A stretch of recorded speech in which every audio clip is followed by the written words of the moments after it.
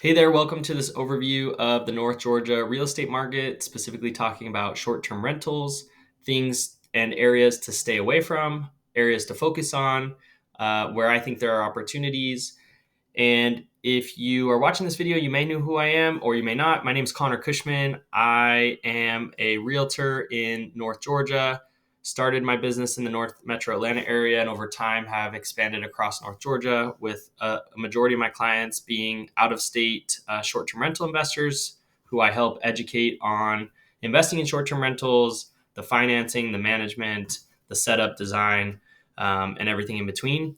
I also service the Florida Panhandle and really enjoy working with fellow investors and love real estate, love what I do. So feel free to reach out to me and stay connected with me if you're not already on Instagram at Cushman Homes, and I'm also pretty active on LinkedIn as well.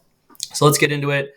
This is a recording from May 26, 2023. I'll try to keep these videos fresh and updated as things evolve in the market.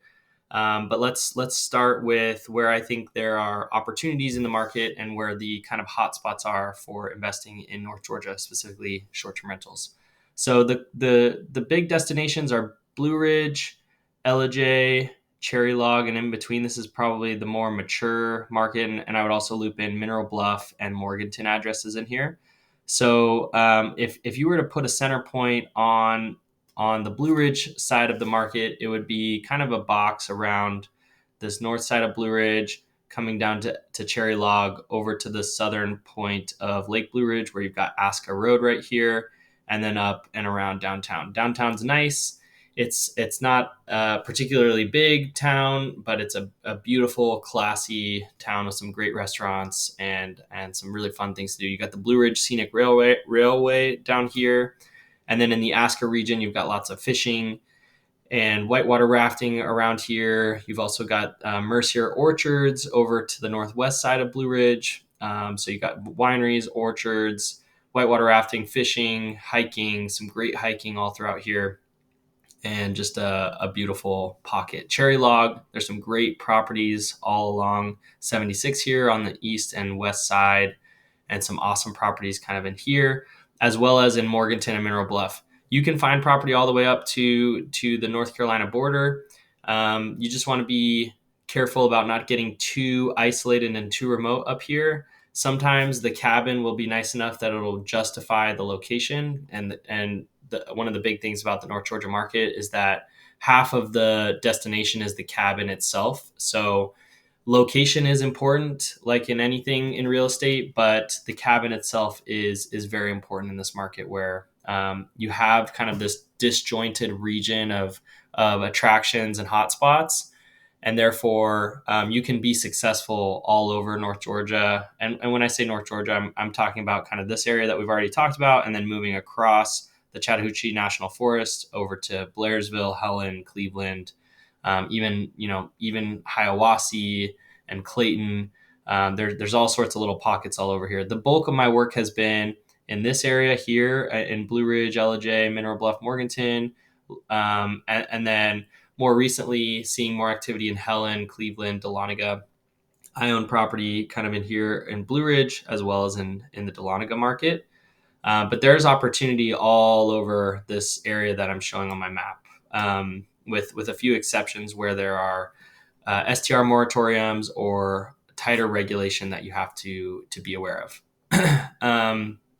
So we touched on the Blue Ridge area. I think this is kind of the established, kind of safer, mature section of the market. And so we'll pause there. I think Ellijay has some interesting opportunity there. There's a big neighborhood called the Coosawattee River Resort in Ellijay. So a good majority of the listings you see in Ellijay under say 600-700 are going to be Coosawattee River Resort properties, and there are STRs in there, probably more than half. And so it's very much an established STR community. The challenge with Coosawattee is you really need to stand out. And that goes for really the whole market right now at the time of this recording. The market is competitive. The macroeconomic environment is a little bit uncertain. And while there's still year over year demand growth for short-term rentals, we've seen a lot of supply that has outpaced the supply growth year over year has outpaced the demand growth, and so therefore there's less bookings to spread out across all the listings. And so it's becoming increasingly important that you separate yourself from the pack. I think, when I'm talking to clients and getting on the phone, there are kind of four things that I'm talking about. One is four ways to kind of differentiate yourself. The first being natural advantages, either water frontage or views. So those are the first two. You want to give yourself some good water frontage and some good views, and/or some good views.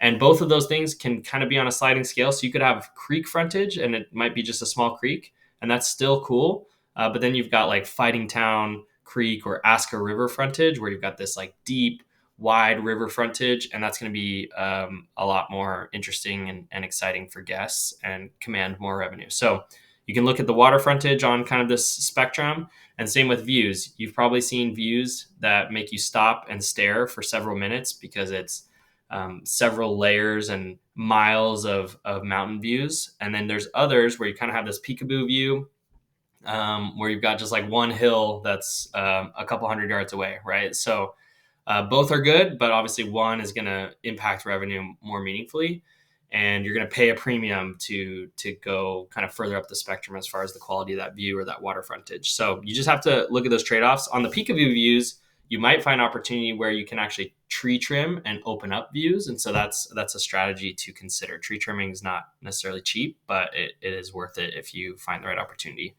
So those are the first two we talked about, kind of advantages or strategies to separate yourself: water frontage, view. Of course, you're paying premiums for those, so you have to determine the right trade-offs. Number three is modern design. And I might add a fifth here on this topic, but modern design. So you've got the traditional rustic cabin, you've got your kind of traditional home, and then you've got these modern.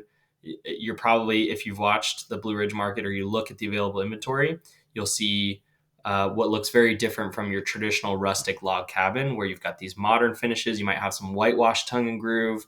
You got some updated furniture, fixtures. You've got wall, ceiling to floor to ceiling window walls and things like that. Um, you probably know what I'm talking about. Those modern luxury kind of cabins are going to outperform a like traditional rustic cabin. So if you can go that direction, again, you're paying a premium, so you have to kind of evaluate the trade-off. But if you can, that's going to help you separate you from the pack of traditional rustic cabins.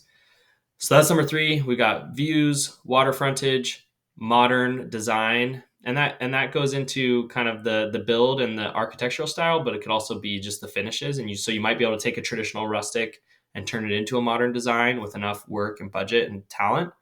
The fourth would be amenities, and specifically outdoor amenities.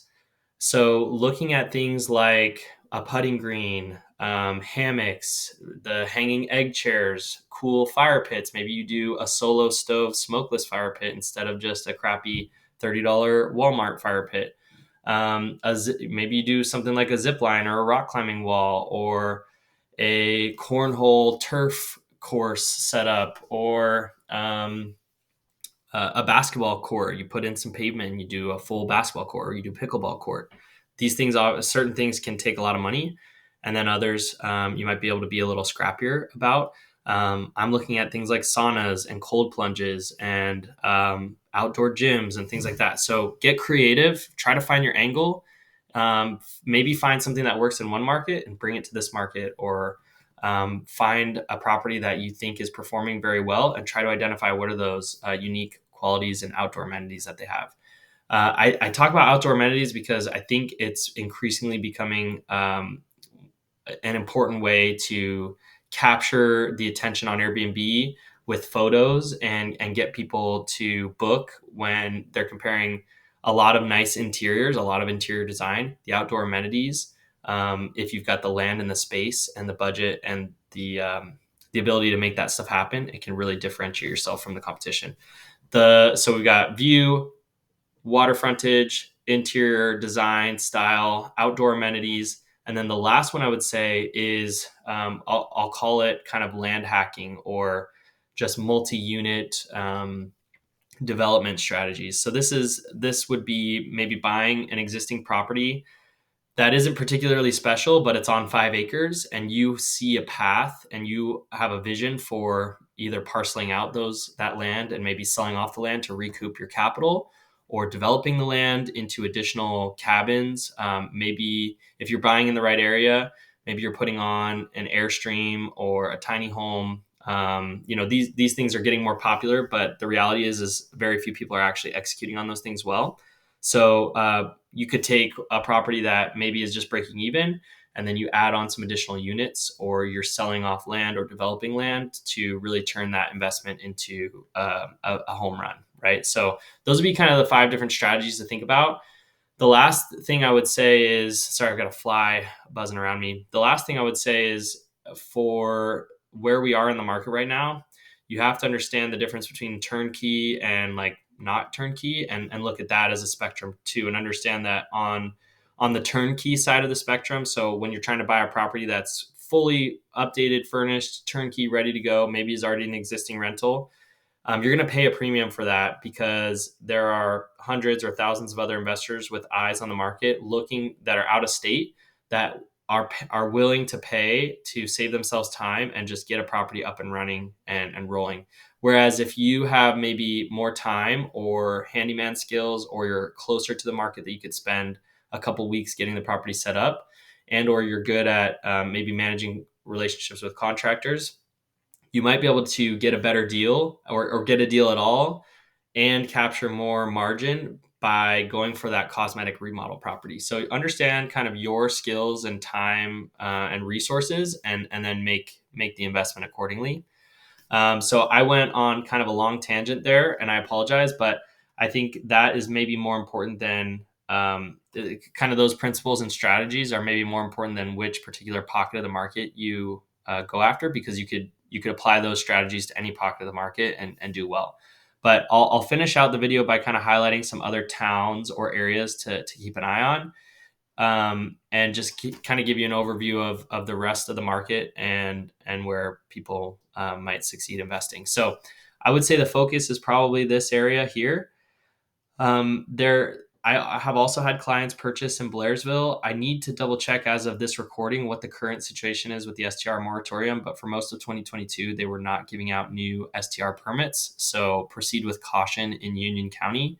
You also have Towns County up here where Hiawassee is, and Young Harris, and that is an STR friendly county. And it's a smaller market, but it is an interesting pocket if you can find the right deal.